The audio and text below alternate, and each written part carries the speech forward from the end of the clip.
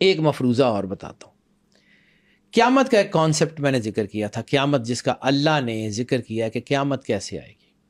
ٹھیک ہے, تو قیامت کا جو کانسیپٹ اللہ نے ذکر کیا ہے نا, وہ یہ ہے کہ جب سور پھونکا جائے گا تو ان کے دماغ پچک جائیں گے.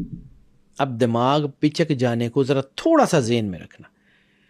To blow up and to suck, یعنی پھونک ماری جاتی ہے, یا تو پھونک ماری جاتی ہے کر کے, یا ہوا اندر کھینچ کے سکشن پمپس کے ذریعے.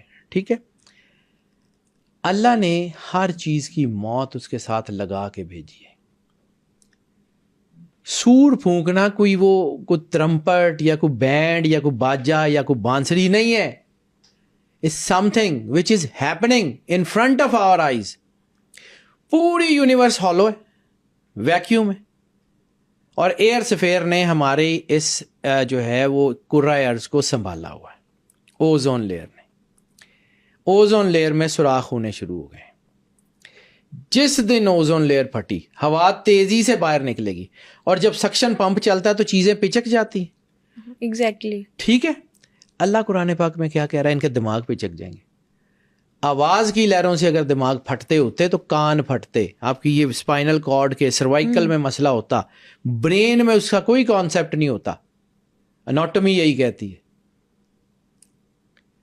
ٹو اسکویز, ہوا باہر نکل جائے گی. ہوا باہر نکلے گی تو کیا ہوگا؟ پانی کے اندر کیا ہے؟ H2O. قرآن پاک میں اللہ کہتا ہے پانی ختم کر دیا جائے گا.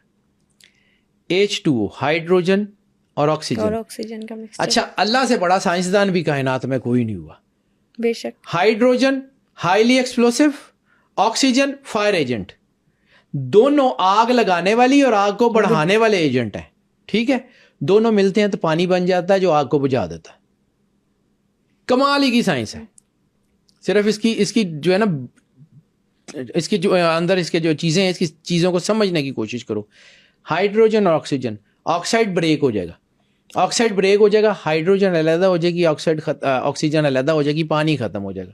پہاڑ روئی کے گالوں کی طرح اڑیں گے. تیسرا کانسیپٹ قیامت کا. اوزون لیئر ختم ہو گئی, پہاڑ ہوا ختم ہو گئی, تو گریوٹی کہاں گئی؟ ختم. گریوٹی کے لیے کیا ضرورت تھی؟ اوزون لیئر اور اس زمین کی جو چیزیں تھیں اس کے اندر رہتی تھیں جو اس کو رکھ رہی تھی. پہاڑ روئی کے گالوں کی طرح اڑیں گے. اور قیامت کس کو کہتے ہیں؟ باہر سے آنی. اس زمین کی, اس سولر سسٹم کی موت کا نظام اللہ نے رکھا ہوا ہے. اب سولر سسٹم آپس میں چینڈ نہیں ہے, یعنی چاند سے زمین کو رسی نہیں ڈالی گئی, سورج سے چاند کو رسی نہیں ڈالی گئی, آپس میں بندھے ہوئے نہیں ہیں. ایسے ہی ہے. ٹھیک ہے, ایک ہی گریوٹی نے دوسرے کو کھینچا, دوسرے کی گریوٹی نے تیسرے کو کھینچا, یہ بیلنس ہو گئے ہوئے, صرف بیلنسڈ ہے.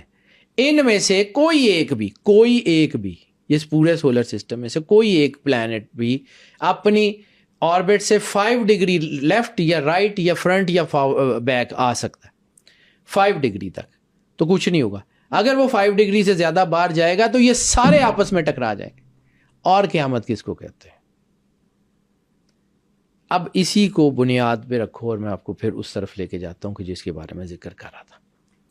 مفروضے کی بنیاد پہ چاند کبھی دیکھا آپ نے؟ چاند کی انفارمیشن پڑھی ہے؟ یہاں کہیں سمندر تھے, یہاں کبھی اوزون لیئر تھی, یہاں کبھی انسان یا اس سے ریلیٹڈ کسی مخلوق کا وجود تھا. مفروضے ہیں. ایسے کہتے ہیں. اب اس کو امیجن کرو کہ یہ جس پوری قیامت کا ذکر قرآن پاک میں ہے, جس پوری قیامت کا ذکر میں نے, کہیں چاند پہ آ تو نہیں گئی, وہاں پہ اوزون لیئر تو نہیں ٹوٹی, یعنی وہاں پہ سمندر موجود ہے اور وہاں پر جو ہے وہ پانی نہیں ہے, وہاں پہ گریوٹی نہیں ہے. یہ تو آپ کے سب کے قریب ہے نا, روز نظر آتا ہے. کبھی اس کے اوپر سوچ کے تو دیکھو کہ کہیں وہاں قیامت آ تو نہیں گئی, کہیں وہاں کوئی مخلوق تو نہیں تھی. تو ہو سکتا ہے آپ کو آئیڈیا ہو کہ اس سولر سسٹم میں, اس دنیا میں کہیں اور 1,24,000 نبی ہو سکتے ہیں. صرف اس زمین کا اللہ تھوڑی ہے. ہم تو اس پوری کائنات کے انتہائی چھوٹے ترین حصے جس کو ملکی وے کہتے ہیں, اور اس ملکی وے کے بھی انتہائی چھوٹے سے حصے جس کو گلیکسی کہتے ہیں, اور اس گلیکسی کے بھی انتہائی چھوٹے سے حصے جس کو سولر سسٹم کہتے ہیں, اور اس سولر سسٹم کے بھی انتہائی چھوٹے سے حصے زمین کے اوپر رہتے ہیں. اس پوری کائنات میں اللہ کا کون سا راز ہے؟ ہم ہی یہاں بیٹھ کے کیسے ڈٹرمن کر سکتے ہیں؟ ہم ہی یہاں بیٹھ کے کیسے یہ فائنل کر سکتے ہیں کہ یہی ہے؟ تو کہیں چاند پہ قیامت تو نہیں آ گئی؟ کہیں ہو سکتا ہے وہاں پہ کوئی نبی آئے ہوں، کوئی مخلوق ہو، کچھ ہو.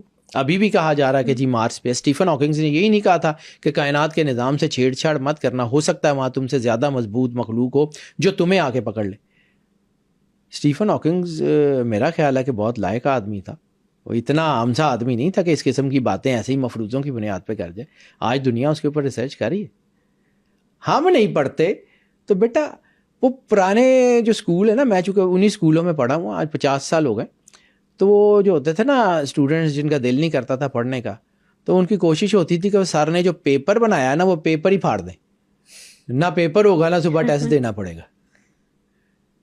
ٹھیک ہے، تو دس از دی ایکچوئل سچویشن. تو جن لوگوں کو سمجھ نہیں نہ آتی وہ پھر کہتے ہیں کہ یار نہیں انج نہیں گا. سوچنے کے لیے اپنے آپ کو اوپن کریں، آپ کو راستے ملتے جائیں گے. اگر آپ سوچیں گے نہیں تو آپ کو زنگ لگتا جائے گا، آپ ختم ہو جائیں گے. دس از دا ریالٹی. بلیو کرنا یا نہ کرنا اللہ کی مرضی سے ہوگا. مفروضوں کو ڈینائی نہیں کیا جا سکتا. مجھے کوئی چیز پتہ نہیں ہے تو اس کا مطلب ہے کہ وہ ہے نہیں، یہ نہیں ہو سکتا. اور وہ پلیٹو نے اسی لیے کہا تھا کہ as much as I know that I know nothing, کہ میں جتنا جانتا چلا جاتا ہوں مجھے یہ سمجھ آتی ہے کہ مجھے کچھ نہیں پتا.